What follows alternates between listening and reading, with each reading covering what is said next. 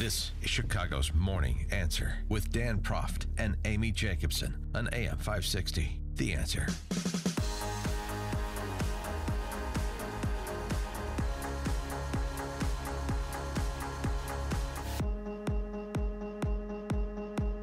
Good morning, Dan and Amy. Don't look now. We've talked about it earlier this week. But we have an actual news story when it comes to the 2016 election. And it has nothing to do with the Trumps. It has to do with former DNC head Debbie Wasserman Schultz, whose IT guy was arrested. The other day, Tuesday, I think, by the FBI. Imran Awan, the millionaire. His wife, his brothers Ebed and Jamal, and Ebed's wife Natalia, provided IT services to Debbie Wasserman Schultz and dozens of lesser Democrat congressmen since about 2004. The family's salaries totaled upwards of $5 million during that time.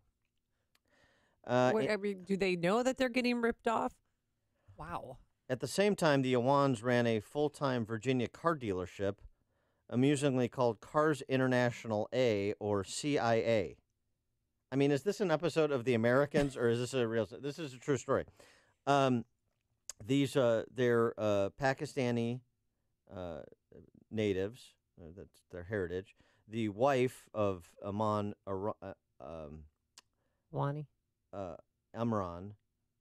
right? The wife of Imran Awan fled in March. Yeah, with $12,000 in her pocket. Mm-hmm. She's not coming back. I can't imagine why. And he initiated a wire transfer of about $300,000 to Pakistan. This is relatively recently, while he was under FBI investigation. They found smashed hard drives in his office, and right, the seizure of broken hard drives from the garage of Awan's former home. The hard drives have been smashed with a hammer. Democrats love to ruin things with hammers. You notice there's a little pattern here, whether it's cell phone or hard drives? Well, Mark Stein makes the point, whether it was the same ceremonial DNC hammer used to smash Hillary's Blackberries has not yet been determined. So here's the thing. For inept broke car dealers, the Awans somehow made themselves indispensable to powerful Democrats, among them those on sensitive committees such as Intelligence and Foreign Affairs, including Andre Carson in Indiana, Joaquin Castro, one of those Bond villain twins that the Democrats like so much, Lois Frankel, our own Robin Kelly. Oh, yeah. Ted Lieu, Jackie Spire. There's a lot of Democrat computers, Stein writes, to wind up in the hands of one family of Pakistani immigrant car dealers. And 5 months ago, Stein goes on to recount, the cops began closing the net on the family. That's when representatives, Democrat representatives that were using their services, started to dissociate. Representative Gregory Meeks of New York. Oh, we'd heard him earlier this week. Yeah. He's a big proponent of Trump impeachment. He fired Mrs. Awan on February 28th. Representative Marcia Fudge of Ohio fired Awan on March 1st. But Debbie Wasserman Schultz did not fire Awan until yesterday, after his arrest at the airport. She spent 5 months digging in with the guy. Why? What are they trying to hide? What does Awan know, and why does she feel the need to protect him? Listen to Debbie Wasserman Schultz questioning the head of Capitol Police. When can she get her stuff back? She wants her stuff back. They're investigating the alleged hack and break-in at DNC. She's not interested in the truth. She wants her stuff back. Don't touch my stuff. Listen to this. If you if a member loses equipment, yes, and it is found by the Capitol Police or your staff, and it is identified as that member's equipment, and the member is not associated with any case, and that is their equipment, it is supposed to be returned. Yes or no? Depends on the circumstances, and if the circumstances I don't understand how that's possible. Members' equipment is members' equipment. It is not. Under my understanding, the Capitol Police is not able to confiscate members' equipment when the member is not under investigation. It is their equipment, and it's supposed to be returned. Well, I think there's extenuating circumstances in this case, and I think that working through my counsel and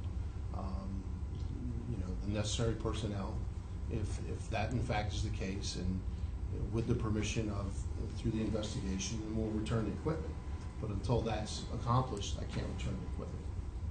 I think you're violating the rules when you conduct your business that way, and should expect that there would be consequences. There will be consequences. Was she transitioning? What's wrong with her voice? That's how or she is talks. Is that her tough talk? Like, I'm talking to you right now, Yeah, those curls. and I need my stuff back. The curls in her perm are a little tight. But here's the thing. Maybe she should be under investigation. It sounds like if it. a member is not under investigation, maybe, Representative Wasserman Schultz, maybe you should be. By the way, one of our alert listeners, who's also a tech nerd, points out the Pakistanis are way stations for intel forwarding to Russia and China. So now we have an actual news story here. Somebody's been arrested, paid a bunch of money. The wife has fled. You've got smashed physical evidence. Okay. For more on this topic, as well as the trans policy reversal by Trump, we're pleased to be joined by our friend Jed Babbin. He is former United States Deputy Undersecretary of Defense, and now he is a contributor to the Washington Times and the American Spectator. Jed, thanks for joining us. Hi, guys. Well, before we get to the military trans policy, what about this developing story around Debbie Wasserman Schultz? Well, I've been listening for the past 10 minutes or so, and, basically the point is not the money. It's got nothing to do with it. The point is these people had access to top-secret information, and they're not just a way station for possibly a way station for funneling intelligence to Russia and China. How about to Al-Qaeda? How about to the Taliban? The people who are accessing this information could have, basically been in a position to warn a terrorist enemy about when we were going to attack them. And the real point here is Debbie Wasserman Schultz and company have been apparently comfortable with this. This case has been going on not just recently. It's been going on for at least 2 years, to my knowledge. And that's something that should have been investigated much more quickly. It should have been brought to a halt much more quickly. And the Democrat members who are implicated in this should have their conduct investigated. And let's find out exactly what secrets were divulged. Well, why did it take 2 years? I mean, and Debbie Wasserman Schultz finally fired him the other day? Well, we don't know. I mean, it probably took 2 years because the Democrats are not cooperating and congressional committees are not cooperating. So, that's kind of a tough thing for the people to investigate. And quite frankly, I think a lot of this investigation was done first by the Capitol Police, not by the FBI. Yeah, right. And they're not exactly the most capable investigative unit we've got.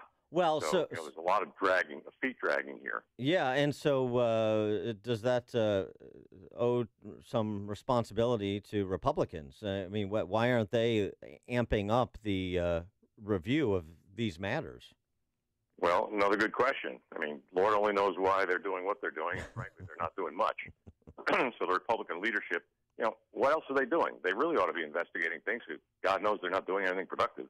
Well, and yesterday, the House Judiciary Committee voted to request documents about former FBI Director Comey's conversations with the Obama administration and journalists in pursuit of this leaking matter that President Trump is none too happy about in terms of the aggressive posture they haven't taken with respect to pursuing leakers. Well, I mean, the congressional requests are proper, and maybe they'll be answered eventually. But those are the kinds of things that don't get answered quickly. And, quite frankly, the president has a point. I mean, I don't agree with the way he's making his point. I think, Attorney General Sessions is certainly not worthy of the kind of bashing the president's been doing of him the past week. I think that's ridiculous. I think it's spiteful and petty. And I think the president should back down and, quite frankly, apologize to Sessions. All right, speaking of President Trump, yesterday in just 3 tweets, he reversed a military policy on transgenders serving in the military. Do you think this is political or about a budget? Well, it's a little bit of a lot of different things. But Amy, it's neither of those two. At least it shouldn't be. The real question is, does a social policy increase the lethality of the force? If it doesn't, it shouldn't go on. And this is a policy that had not really been implemented yet. It's something that the Obama administration dreamed up and decided to go with. So Mr. Trump was right in stopping it dead cold. And it's also about a budget issue. Why should the taxpayers pay for transgender surgery for soldiers, it just does not make any sense to me at all. So the basic point here is there's no evidence to suggest that Obama's policy would have increased the lethality of the force. For that reason alone, Trump is exactly right in reversing that policy. And so what's the message, the sentimentality from the left, which is their calling card, is you have these trans men and women serving honorably in the military right now. You're just going to throw them out. What message does that send? No, it's a good message. It's exactly the right message. There's no right to serve in the military. No one has a constitutional right to do that. You're not going to have blind people serving. You're not going to have other kinds of, people who are disqualified physically from serving. And I don't know what the issue is with transgender people. It doesn't matter to me. Again, if it does not increase the lethality of the force, those people on the left who are whining about it should just go pound sand. Well, what they're saying is completely irrelevant. See, I disagree. I think the people that are serving currently should be grandfathered in. I mean, if they're performing they interviewed this guy, Shane Ortega, former woman, and served has been, called up 5 times, and he has been serving honorably, and nobody's complained about him. So why does he have to leave? Well, why he has to leave is, at the very least, it is not demonstrated that him serving increases the lethality of the force. You're talking one person. Is this a clerk? Is this a truck driver? I mean, quite frankly, those people are irrelevant to the force anyway. So the fact of the matter is, unless you have full attention paid to the lethality of the force, nothing else really counts. I want to go back to Sessions. Sessions as a proxy for Mueller, I mean, in terms of it being a target of Trump's tweeting. And what you think would be the result and what you think the judiciousness is of firing Mueller at this stage or trying to get a new AG who would do that dirty work for the president? Well, I think if that's what the president is up to, and he wants to get Mueller fired, and it may very well be, I think he's going about it the wrong way. I think it would be a political firestorm to try to fire Mueller at this point. I think the president would not be impeached over it, but I think he'd have an awful lot more trouble on Capitol Hill, although how much more trouble he can possibly have is not obvious to me. I mean, the real question here is, if he wants to fire Mueller, he can do it. It would be extremely unwise. The real thing they should be doing, and quite frankly, Rod Rosenstein has a lot to answer for, they should never have given Mueller a carte blanche to go out and investigate what he wants to investigate. The real thing to do about Mueller is his investigation should be reined in to the question of Russian collusion and nothing else. There's nothing about Mr. Kushner's business relationships. I mean, things like this are not relevant to what should be going on in an investigation. So if they want to do something about Mueller, rein him in. It's probably even too late for that, thanks to Rod Rosenstein giving him this carte blanche charter to go investigate Mr. Trump. He is Jed Babbin, former U.S. Deputy Undersecretary of Defense and contributor to the Washington Times and the American Spectator. Jed, thanks as always for joining us. Appreciate it. Thanks, guys. And he joined us on our turnkey.pro answer line. The more you listen,